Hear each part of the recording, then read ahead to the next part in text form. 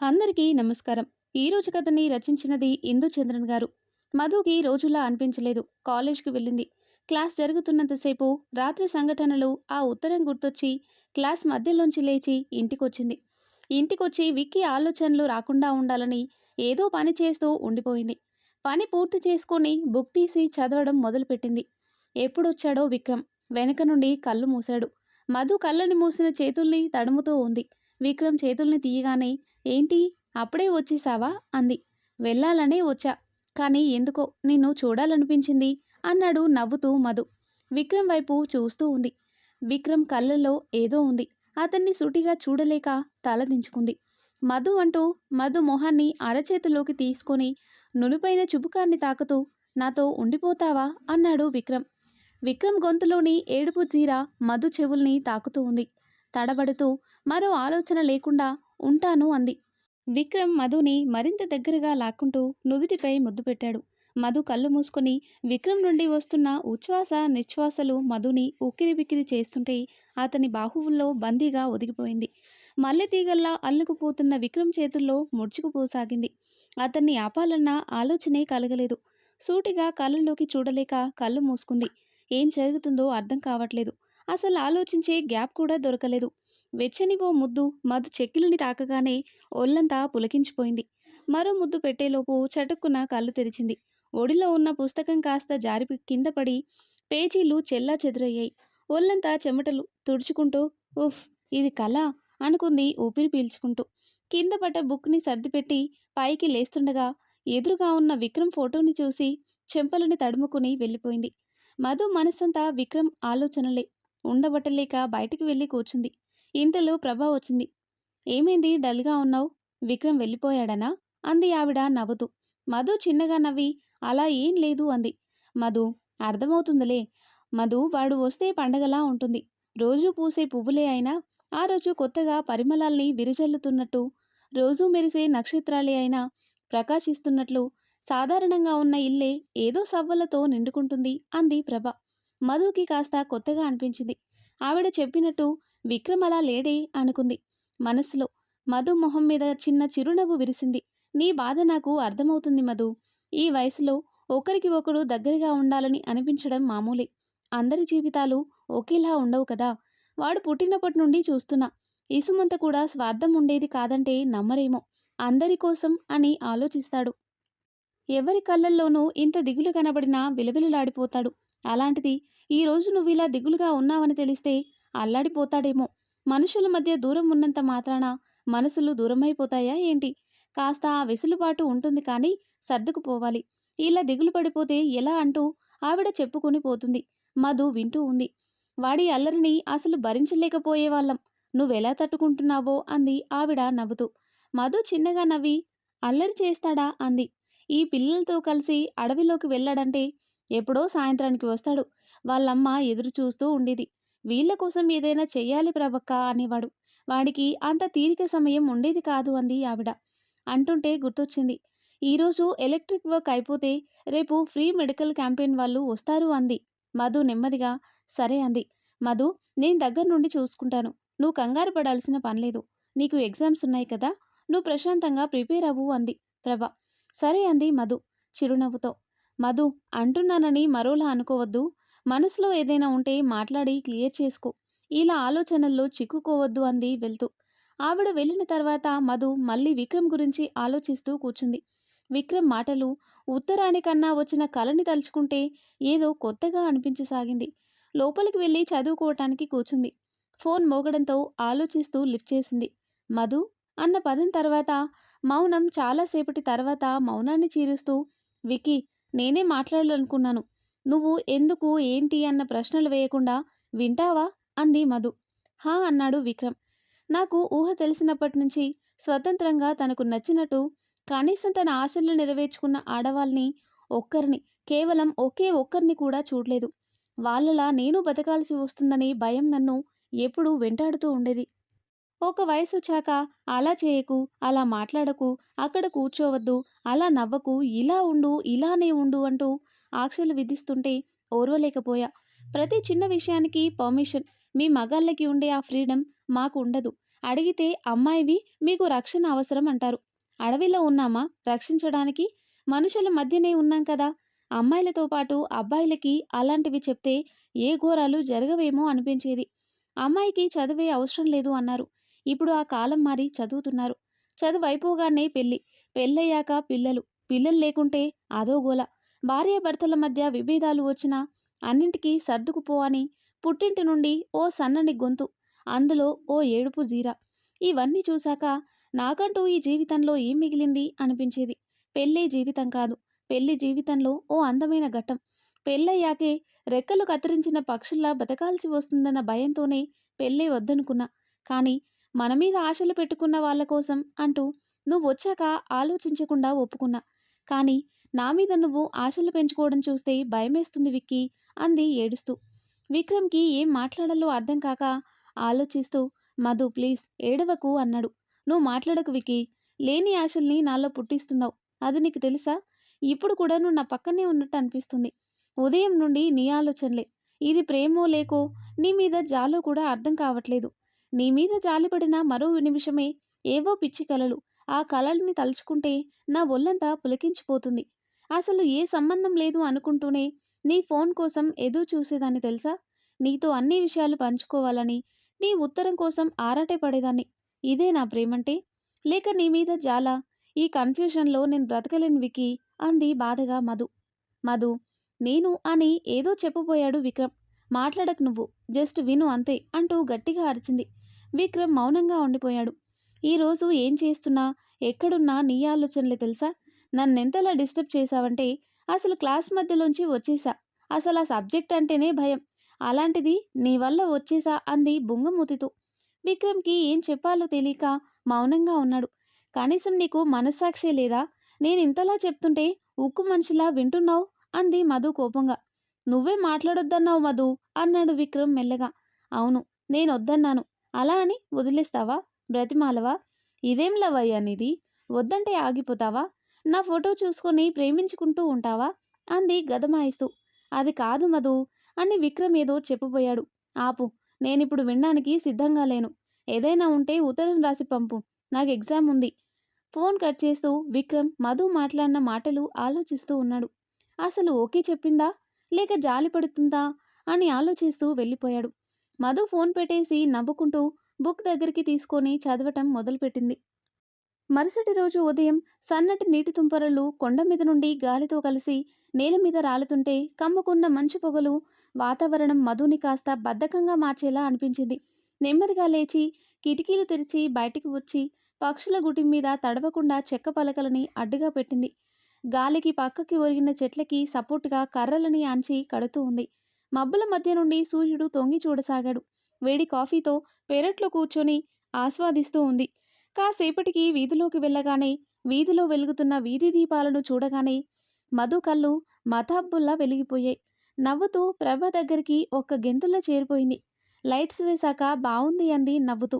అవును, వీధిలో లైట్లు చూశాక వాళ్ళకి ఇంట్లో ఉంటే బావుండు అనిపించిందేమో. ఒక్కరిద్దరు వాళ్ళ ఇంటికి కరెంటు కనెక్షన్ కోసం అడిగారు అంది ఆవిడ. పిల్లలు స్కూల్కి వెళ్తున్నారా అంది మధు. వెళ్తున్నారు. కానీ ఏదైనా మంచి జరిగేటప్పుడే ఏదో ఆటంకాలు వస్తాయి మధు. మొన్న స్కూల్లో చేరిన అమ్మాయి మెచ్యూర్ అయింది. ఏదో 4 అక్షరాలు నేర్చుకుంటుంది అనుకునేలోపే స్కూల్ మాన్పించేసేలా ఉన్నారు అంది ఆవిడ దిగులుగా. ఓ అవునా, నేను మాట్లాడతాను అంది మధు. నీకు ఎగ్జామ్స్ ఉన్నాయి. నువ్వు వాటి మీద ధ్యాస పెట్టు అంది ఆవిడ. 10 మందికి పనికిరాని చదువు ఎంత చదివి ఏం లాభం చెప్పండి. నేను ఒక ప్రజెంటేషన్ ప్రిపేర్ చేశా. ప్రొజెక్టర్ ఈరోజు తీసుకొస్తా. సాయంత్రానికి అందరినీ ఒకసారి రమ్మని చెప్పి మాట్లాడదాం అంది మధు. వీళ్ళకి ఇలాంటివి అర్థం కావు మధు అంది ఆవిడ ఆలోచిస్తూ. నేను అర్థమయ్యేలా చెప్తాను కదా అంది మధు నవ్వుతూ. వాడే పిచ్చోడు అనుకున్నా. నువ్వు వాడికి తగ్గట్టే ఉన్నావు అంది ఆవిడ చిన్నగా నవ్వి. కాసేపు మాట్లాడి మధు వెళ్ళిపోయింది. కాలేజ్కి బయలుదేరుతుండగా ఏదో గుర్తొచ్చిందానిలా విక్రమ్ గదిలోకి వెళ్ళింది. కింద ఉన్న డైరీ తీసుకొని తన గదిలో పెట్టి వెళ్ళిపోయింది. కాలేజ్కి వెళ్ళగానే అందరి చేతిలో ఉన్న పుస్తకాన్ని చూడగానే కాస్త బెరుగ్గా అనిపించినా టెన్షన్ పడకుండా చదువుకోవడం మొదలుపెట్టింది. కాలేజ్ అయిపోగానే ప్రొజెక్టర్కి కావాల్సినవి తీసుకొని ఇంటికి వెళ్ళింది. అన్నీ సెట్ చేసి ఇంట్లో పనులు పూర్తి చేసుకొని డైరీ రాయడం మొదలుపెట్టింది. మిగిలిన పేజీలు ఎలా పూర్తి చేయాలో అర్థం కావట్లేదు విక్కీ. మన ఊర్లో చిన్న మార్పులు మొదలయ్యాయి. ఎప్పుడూ చీకట్లో బోసిన వీధిలో కాంతులను వెదజల్లుతూ ఉంది. పిల్లలు అక్షరాలు దిద్దడం మొదలుపెట్టారు. ఆడవాళ్ళు వాళ్ళ పనుల్లో నిమగ్నమయ్యారు. కానీ ఏదో వెలితి ఉంది. వెన్నంటూ ధైర్యంగా వెనక నిలబడే మగవాళ్లే లేరు. అంతా మారాలని ఆశిస్తున్నాను. ఇది నువ్వు నాకిచ్చిన బాధ్యత. నా మనసు అంతటితో ఆగడం లేదు. నిన్ను చూడాలని, నీ గొంతు వినాలని, నీ కబుర్లలో మునిగిపోవాలని, నీ నవ్వులో కలిసిపోవాలని కోరుకుంటుంది. ఇది ప్రేమ? ఫ్రెండ్ మీద ఇలాంటి ఫీలింగ్స్ కలగొచ్చేమో కదా! ఈ కన్‌ఫ్యూజన్ ఇప్పటిలో తీరేలా లేదు అనిపిస్తుంది. ఏది ఏమైనా సరే, నువ్వు నా లైఫ్‌లో ఉండాలి. అదే నాకు కావాలి. డైరీ పక్కన పెట్టింది. పక్కనే ఉన్న పేపర్ తీసింది. డియర్ విక్రమ్, నీ పేరు పూర్తిగా ఎందుకు రాస్తున్నానో తెలుసా? నీ మీద నాకు చెప్పలేనంత కోపం వస్తుంది. ఎప్పుడూ క్లియర్‌గా ఉండే నా మైండ్ ఇప్పుడు ఏవేవో ఆలోచనలతో నిండుకుంది. నువ్వు నాకు మంచి స్నేహితుడివా? లేక నన్ను ఇష్టపడుతున్న ప్రేమికుడివా? నువ్వొచ్చి వెళ్ళాక నాలో కలిగే ఈ మార్పులు ఏంటో అర్థం కావట్లేదు. ఇది ప్రేమ? లేక నీ మీద ఉన్న గౌరవం వల్ల ఇలా అనిపిస్తుందా? నాకు నీలో ఒక విషయం అస్సలు నచ్చలేదు. నీలో ప్రేమ ఉన్నా కేవలం నా కోసం ఒప్పందం పెళ్లి చేసుకున్నావు. ఎందుకు? తప్పు చేశావేమో అనిపిస్తుంది. ఇద్దరి మధ్య ప్రేమ చాలా గొప్పది. కానీ నువ్వు నా మీద ప్రేమ పెంచుకొని తప్పు చేశావేమో. నీకు నేను ఎందులోనూ సరికాదు. నీ ప్రేమకి నేను అర్హురాలని కాదనిపిస్తుంది. నీ కళ్ళలో తిరిగిన కన్నీళ్లను చూడలేక నిన్ను దగ్గరికి తీసుకున్నానే తప్ప నీ మీద ఇప్పటికీ ఏ ఫీలింగ్ లేదు. అర్థం చేసుకుంటావని అనుకుంటున్నాను. మన ఒప్పందంలో నీకు జరిగిన మంచి అనుకుంటే నీ స్నేహితురాలుగా, నీ తోడుగా ఉంటాను. ఎప్పటికీ. ఇట్లు మధు. ఉత్తరాన్ని మడిచి బ్యాగ్‌లో పెట్టుకుంది. అందరూ వచ్చారని పిలవగానే మధు తను తెచ్చుకున్నవి తీసుకుని వెళ్ళి బయట ఫిక్స్ చేసింది. అందరూ ప్రొజెక్టర్ వైపు వింతగా చూడసాగారు.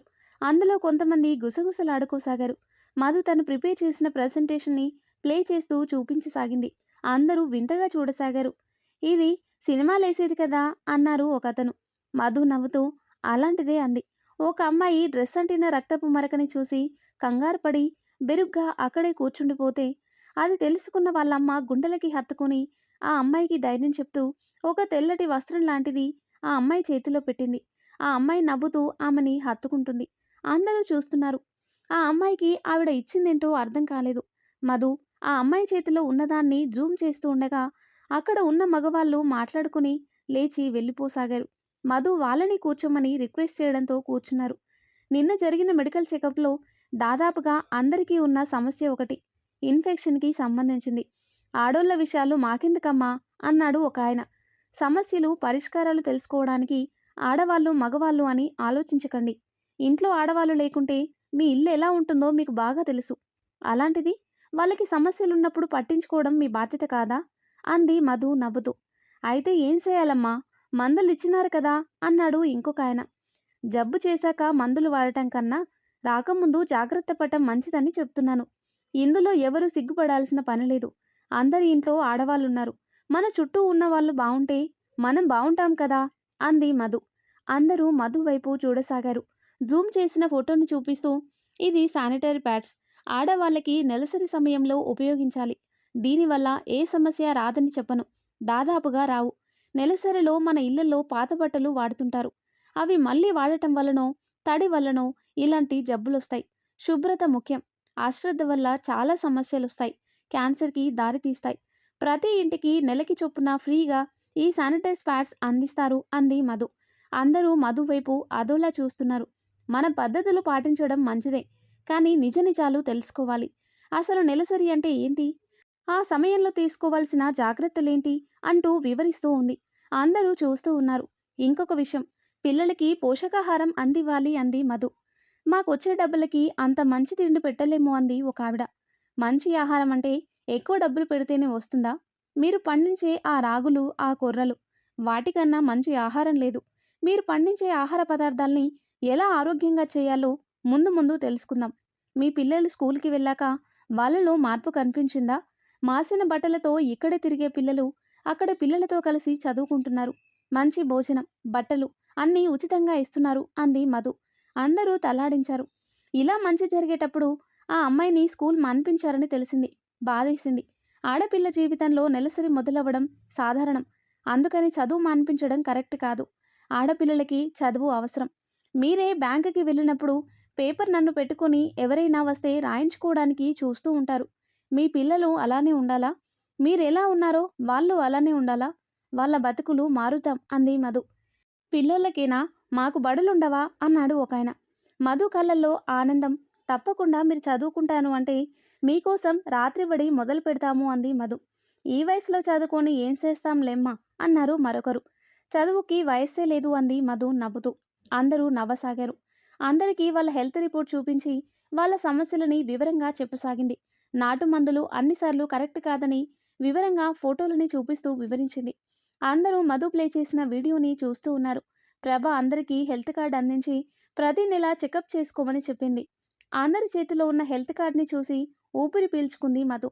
ఆ అమ్మాయి వాళ్ళ తల్లిదండ్రులకి ఏదో విధంగా నచ్చచెప్పి స్కూల్కి పంపమంది. అందరితో మాట్లాడి వాళ్ళ అవసరాల్ని తెలుసుకోసాగింది.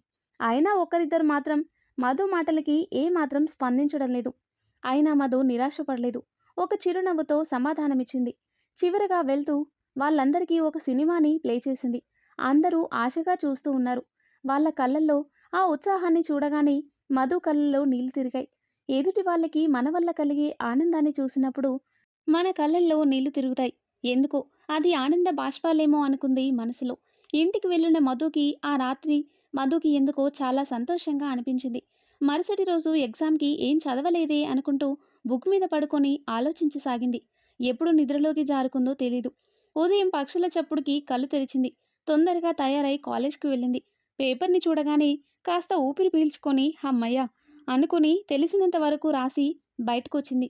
వాళ్ళకి కావలసిన సామాగ్రి కొనుక్కొని ఇంటికి వెళ్ళింది. నీరసంగా అనిపించి అలా కూర్చుని చూస్తూ ఉంది. మరోవైపు ఆకలి. విక్రమ్ ఫోటో వైపు చూసి ఆకలేస్తుందయ్యా మహాప్రభు అంది పొట్టని పట్టుకుంటూ. ఇంతలో ఎవరో వచ్చినట్టు అనిపించి బయటికి చూసింది. ఆ అమ్మాయి వాళ్ళమ్మ చేతిలో పళ్ళెంతో లోపలికి వచ్చింది. మా ఇంట్లో చేస్తే తింటారా అంది తటపటాయిస్తూ. అయ్యో భలేవారే, అసలే ఆకలితో ఉన్నా ఇలా ప్రశ్నలేస్తారా? ఇలా ఇవ్వండి అంటూ మధు తీసుకుంది నవ్వుతూ. సాయంత్రం అమ్మాయిని కూర్చోబెడుతున్నాం, రావాలమ్మా అంది ఆవిడ. తప్పకుండా వస్తాను అంది మధు నవ్వుతూ. ఆవిడ వెళ్ళిపోగానే ఆ పళ్ళాన్ని అందుకొని ఆబలాగా తినసాగింది.